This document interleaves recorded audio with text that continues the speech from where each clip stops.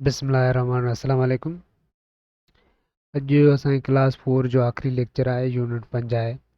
ॿियो तव्हांखे रिक्वेस्ट कयां त चैनल खे सब्सक्राइब कंदा हलो ऐं शेयर कंदा हलो पंहिंजे दोस्तनि सां, ठीकु आहे।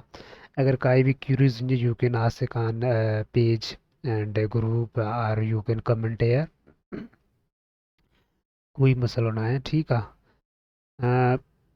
हिन जेको क्लास 4 आहे ने जेके बि एक्सरसाइज़ आहिनि उहे ऑलरेडी साल थियल आहिनि ऐं तव्हां चेक करे सघो था, पेज नंबर 5 या 4 ते हूंदो, ठीकु आहे। जेको असां पढ़ंदासीं उहो आहे टेकिंग केयर ऑफ फैमिली, यानी पंहिंजे ख़ानदान या घर वारनि जो ख़्यालु करणु।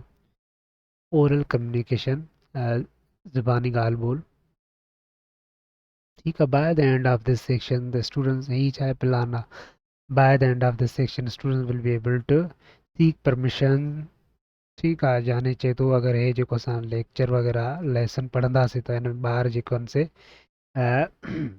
स्कूल में क्लास में फैमिलीज़ खां परमिशन वठी सघंदा आसानी सां अंग्रेज़ी में, ठीकु आहे।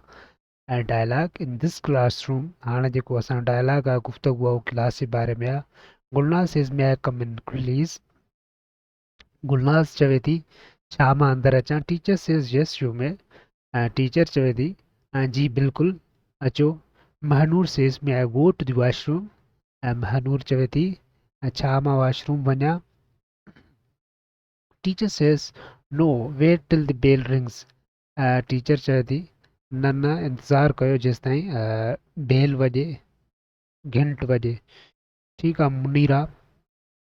Munira says teacher can I also go when the bell rings, Munira चवे थी मैडम या सर, छा मां भी वञी सघां थी जंहिं महिल बेल वॼे या रिंग वॼे। Means here bell rings means he or she is talking about teacher is talking about the recess or short break, ठीक है। Teacher says Yes U can, teacher चवे थो या मैडम वग़ैरह चवे थी जी बिल्कुलु। Let's come to next reading. हाणे पोयों जेको असां सेक्शन यादि रखो, जेके सेक्शन आहिनि त तव्हांखे हमेशह यादि रखणु खपनि। जीअं पोयों सेक्शन पढ़ियो असां डायलॉग, त फौरी तौर तव्हां पंहिंजे घर में दोस्तनि सां वग़ैरह अंग्रेज़ी में डायलॉग जेके आहिनि उहे हणणु शुरू थी वञो ऐं थोरा घणा डायलॉग कंदो, तव्हांजी प्रैक्टिस थी वेंदी। ऐं इन में जेको आहे सो शायरनेस वग़ैरह न आहे करणी। जेकॾहिं तव्हां पंहिंजे ॿारनि खे अंग्रेज़ी सेखारणु चाहियो था या तव्हां ॿार अगरि अंग्रेज़ी सिखणु चाहियो था, अॼुकल्ह ॾिसो था त फ्लड वग़ैरह बि हले पियो ऐं मोस्टली जेके आहिनि सिंधीज़, तमामु घणा सिंधी वीचारा सफ़र करे रहिया आहिनि ऐं उहे तमामु घणा उहे ई माण्हू आहिनि वीचारा जेके पढ़ियल लिखियल न आहिनि। ऐं मां त वीडियोज़ अहिड़ा ॾिठा जेके वीचारनि जा ॿारनि खे जेके माना बिल्कुलु ईअं सम्झो ज़ीरो एजुकेशन आहे। Where we are going, our these are our brothers sisters, इहो असांजो फ़र्ज़ु आहे उनखे एजुकेट करणु, उनखे कंहिं बि तरीक़े सां पढ़ाइणो आहे। अगरि तव्हांजे पाड़े में कोई पाड़ो वग़ैरह पढ़ियल लिखियल न आहे, ॿार पढ़ियल लिखियल, त उनखे कोशिशि कयो, मोटिवेट कयो, उनखे मुख़्तलिफ़ तरीक़नि सां मोटिवेट कयो त उहे जीअं ॿार पढ़ी सघनि। ऐं यादि रखो त अगरि तव्हां टीचर आहियो त तव्हां इहो सोचियो त ॿारनि खे जेको आहे सो मोटिवेट कयो मैक्ज़िमम, त जीअं ॿार पढ़ण में इंट्रस्ट रखनि।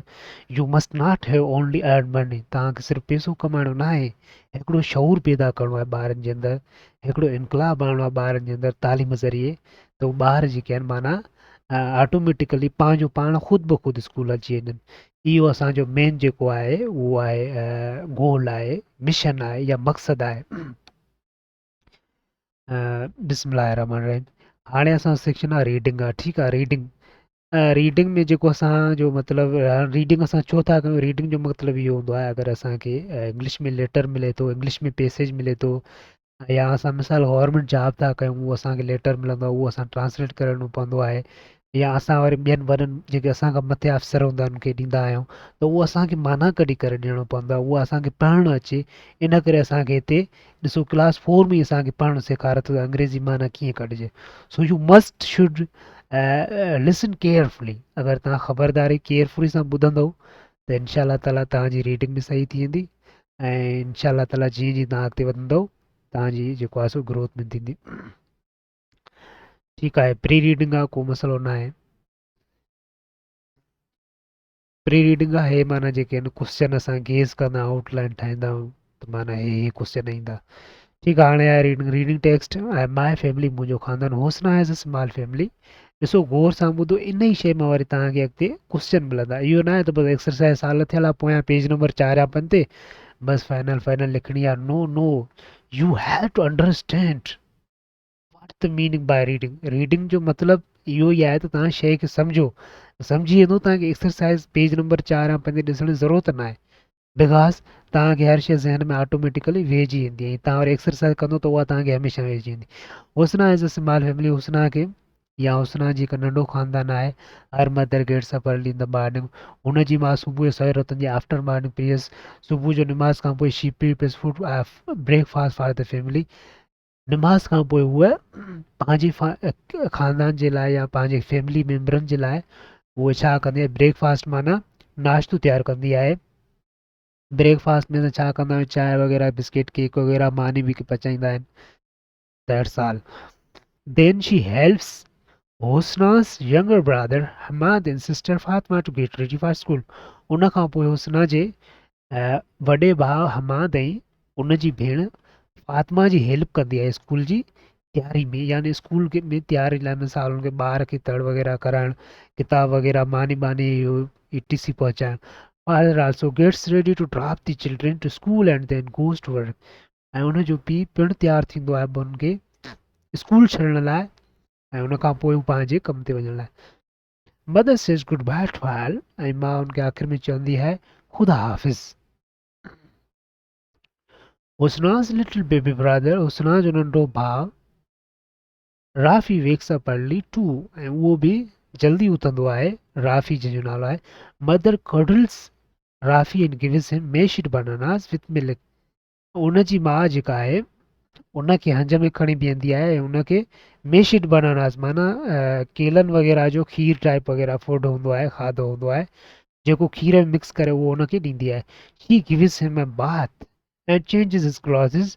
उहा उनखे तड़ो कराए उनजा कपिड़ा बदिलाईंदी आहे। राफ़ी ऑलवेज लुक्स गुड। राफ़ी हमेशह प्यारो लॻंदो आहे। देन हुस्ना's mother goes outside in the garden to water the plants and gives Paru the parrot some green chilies to eat. उन खां पोइ हुस्ना जी माउ ॿाहिरि वेंदी आहे गार्डन में यानी बाग़ीचे में ॿूटनि वग़ैरह वणनि खे पाणी ॾियणु ऐं उन खां पोइ तोते खे जेको तोते जो ख़ासि खोराक हूंदो आहे पहिरो वग़ैरह उहो ॾींदी आहे ऐं उनखे सायूं मिर्चा ॾींदी आहे खाइण लाइ। बाय दिस टाइम हिन वक़्तु हिन time the grand mother is awake. उन जी जेका ग्रांड मदर माना ॾाॾी वग़ैरह जाॻंदी आहे। She is old and weak. उहा पोड़ी ऐं कमज़ोर आहे।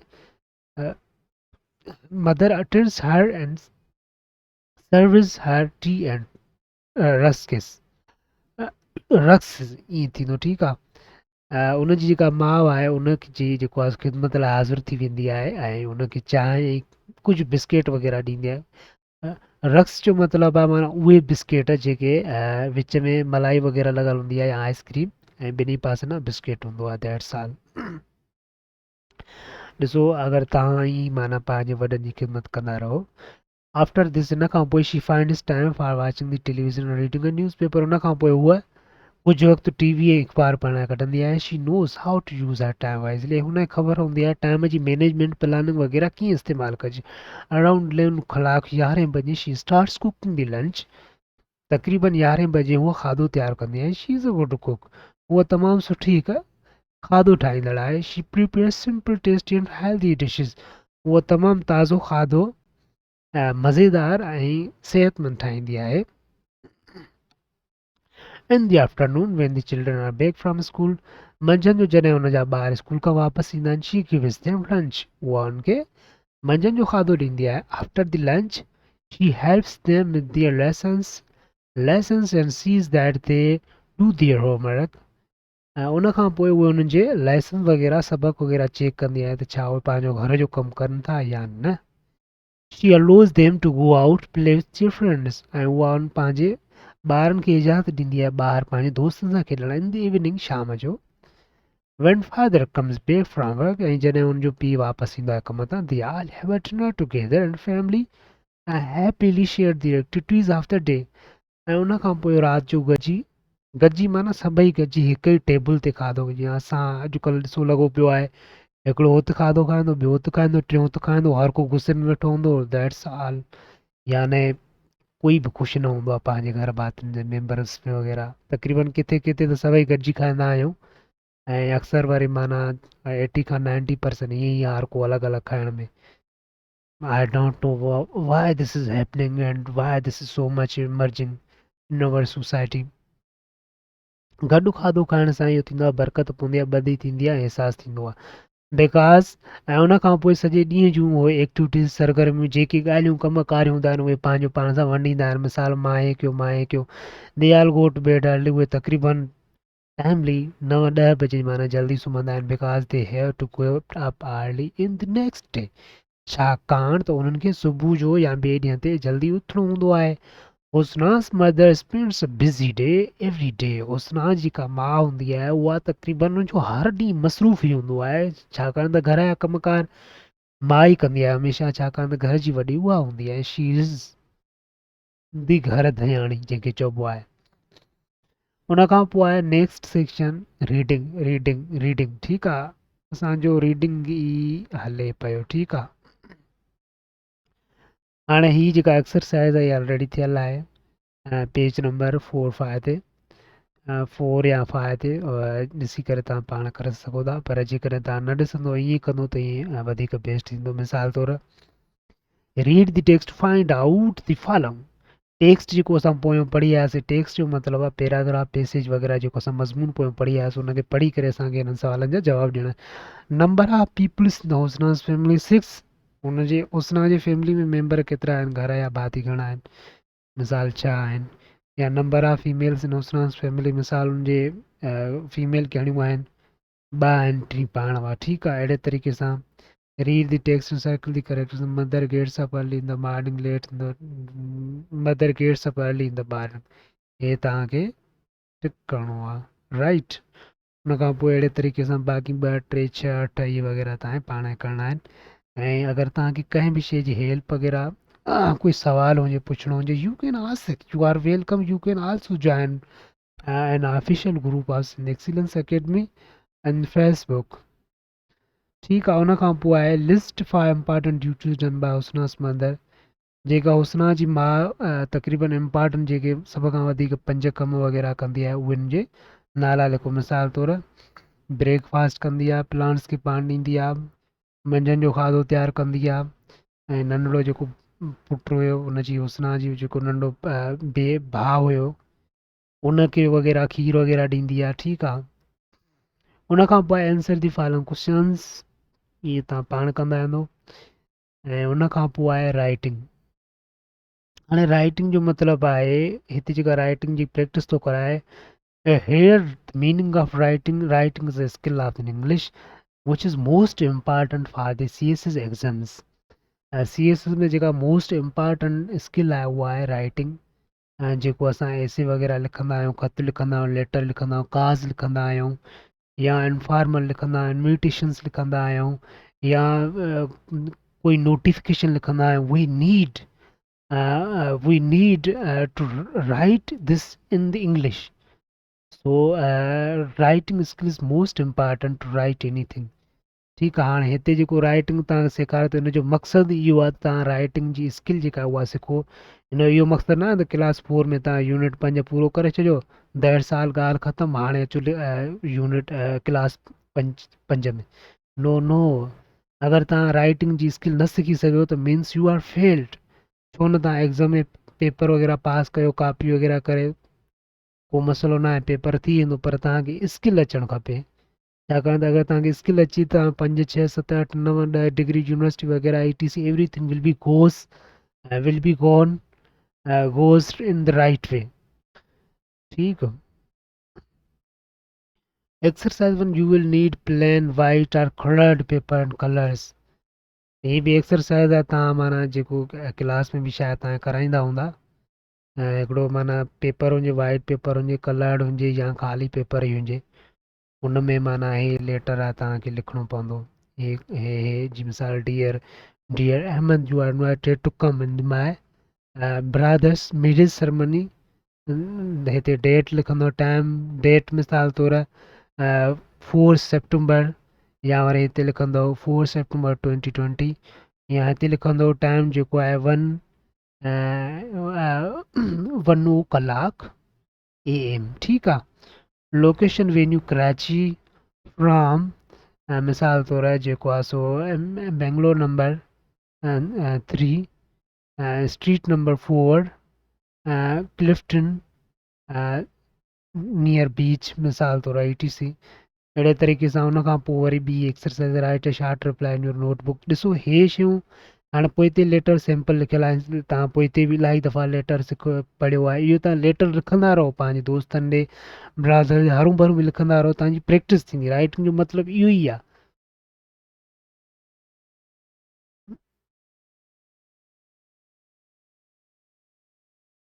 उन खां पोइ आहे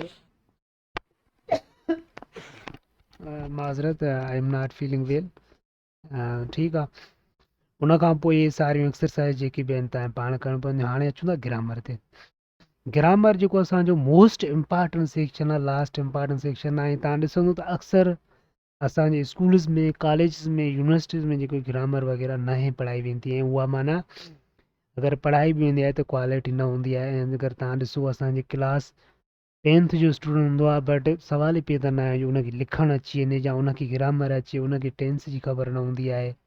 छाकाणि त असां वटि अवेयरनेस न आहे, असां वटि एजुकेशन जो वैल्यू न आहे, ऐं असांखे ख़बर न आहे। असां सिर्फ़ु डिग्रियूं पैसनि ते वठी करे नौकिरी ॻोल्हण जी तलाश में हूंदा आहियूं। नो, इहो घणो वक़्तु न हली सघंदो। अगरि असांखे पंहिंजी कॉम्पिटिशन होशियारी ॾेखारणी आहे त दुनिया सां मुक़ाबिलो करिणो आहे, न की असांखे हिते ई मुक़ाबिलो करिणो आहे। We have to do competition among the world.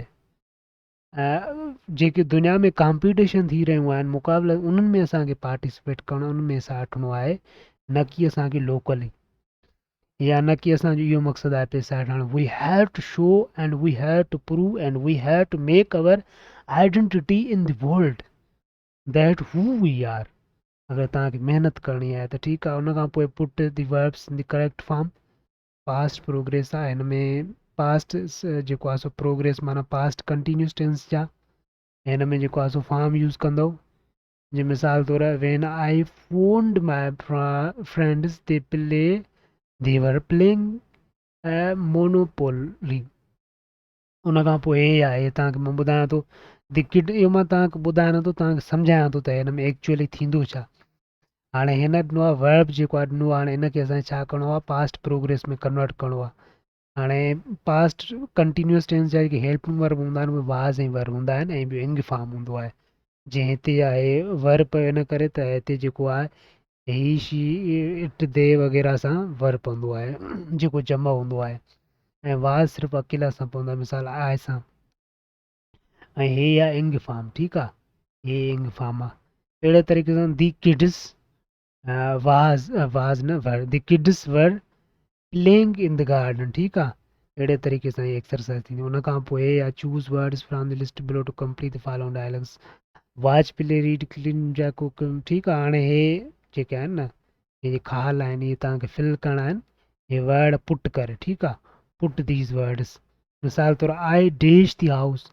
हाणे हिते छा थींदो, आई वॉश, आई क्लीन, ठीकु आहे। आई क्लीन दी हाउस थींदो। हाणे ॾिसो इहो तव्हांखे थोरो कॉमन सेंस ठाहिणो आहे, जुमिलो कीअं थो सेट थिए। हाणे हिते छा थींदो, आई क्लीन दी हाउस, मां पंहिंजो घरु साफ़ु करियो आहे या करियां थो। अहिड़े तरीक़े सां 4.5 ग्रामर सेक्शन हले पियो। Put the words in the correct order, remember to use capital letters in the beginning and add a full stop question mark at the end. हाणे इहा जेका आहे करेक्ट इंग्लिश यूज़ेज आहे। ॾिसो माशाल्लाह गवर्नमेंट केॾो बहितरीनु कमु कयो आहे। जेके हाणे तव्हां वॾनि वॾनि किताबनि में पढ़ंदा आहियो उहे शयूं 4th क्लास में मिलनि थियूं। हाणे हिते असां छा आहे, ग्रामर खे हिन ब्रैकेट में तव्हां लिखंदो करेक्ट इंग्लिश यूज़ेज आहे। हाणे करेक्ट इंग्लिश यूज़ेज कीअं थो ॿुधाए त माना फुल स्टॉप किथे रखिजे या क्वेश्चन मार्क कीअं रखिजे, माना अहिड़े तरीक़े सां जुमिला वग़ैरह कीअं सही तरीक़े सां कबा। मिसाल तौरु हे जुमिलो ग़लति आहे, हिनखे करेक्ट तरीक़े सां कीअं कबो, आई कैन नॉट स्पीक अरबिक, ठीकु आहे। हिते फुल स्टॉप ॾिबो ऐं हिते आई लिखिबो कैन नॉट स्पीक अरबिक, ठीकु आहे। अहिड़े तरीक़े सां 2, 3, 4 वग़ैरह तव्हां पाण कंदो। उन खां पोइ रीड अबाउट जवीरिया, ठीकु आहे। तव्हांखे थोरो घणो हिन जे बारे में पढ़णो आहे, हे पढ़ी करे ऐं हेॾे कॉम्पिटिशन आहे। ऐं हीअ एक्सरसाइज़ करणी आहे। मिसाल तौरु हाणे चए थो माना जवीरिया छा कंदी आहे, छा न कंदी आहे, तव्हां छा कंदा आहियो, छा न कंदा आहियो। हीअ मिसाल तौरु write a song, Javeria can not write a song, हिते लिखंदो can not write a song, can not. ठीकु आहे, हिते टिक मार्क हणंदो ऐं यू हिते राइट साइन हणंदो टिक जी। छा कंदा आहियो, मिसाल you can write a song. अहिड़े तरीक़े सां जवीरिया हिते लिखंदो tick mark, can play ludo, मिसाल हिते लिखंदो wrong mark, you can not play ludo. अहिड़े तरीक़े सां सिंपल आहे, कंदा आहियूं, को मसइलो ई न आहे। अगरि तव्हां सां पोइ बि इशू अचे तव्हां कमेंट कंदा आहियूं, इनशाला तव्हांखे रिप्लाई मिलंदो। ऐं ॿियो अगरि कंहिंखे नोट्स वग़ैरह खपनि त उहे नोट्स अवेलेबल आहिनि क्लास 5 जा ऐं क्लास 3 जा। मैसेज कंदा इनशाला, तमामु घटि रक़म में। उन खां पोइ एक्सरसाइज 6 आहे complete these sentence with can or can not. हाणे हिन में मां तव्हांखे पहिरियों ॿुधायां थो, चए थो हिन में माना कैन ऐं कैन नॉट विझी करे। हाणे हिन में छा ॾेखारे, कैन माना सघ ऐं सघ न हुजण जी माना ताक़त थो ॿुधाए, छा करे सघिजे थो छा न। मिसाल Abdullah says hi Zoa what's that, Abdullah चए थो हेलो ज़ोआ इहो छा आहे। Zoa says it's my magic pen, Zoa चए थी इहा मुंहिंजी जादूगर या मैजिक पेन आहे, ई टी सी माना मैजिक पेन आहे। ठीकु आहे, Abdullah says dash you write with it, Abdullah says हिते छा पवंदो कैन, हिते पवंदो Abdullah says can you write with it, छा तव्हां हिन सां लिखी सघो था। ज़ोआ सेज़ यस आई कैन, हिते छा पवंदो कैन।